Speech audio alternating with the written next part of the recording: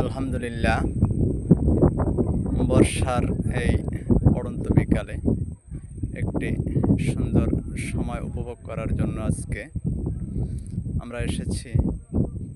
এটা অবশ্য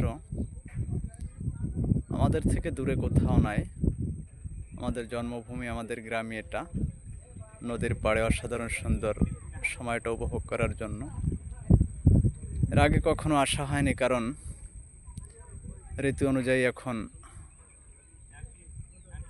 বর্ষার সময় এবং শ্রাবণ মাসে সর্বসময় বৃষ্টির আশঙ্কা থাকে।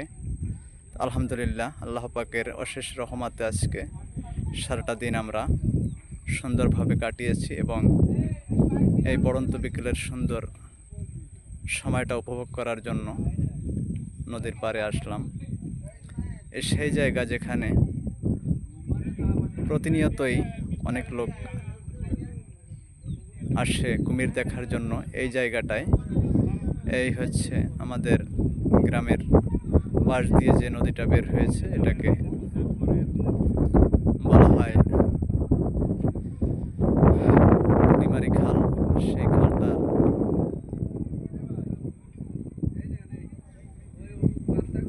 মোহনা এখানে বলা হয়, যেটাকে অধিকাংশ সময় এই জায়গাটায় কুমির দেখা যায়। তো আজকে অবশ্য এই ধরনের কোনো সময় এখনো আসেনি, জানা যায় না যে কখন আসবে, কখন জাগবে।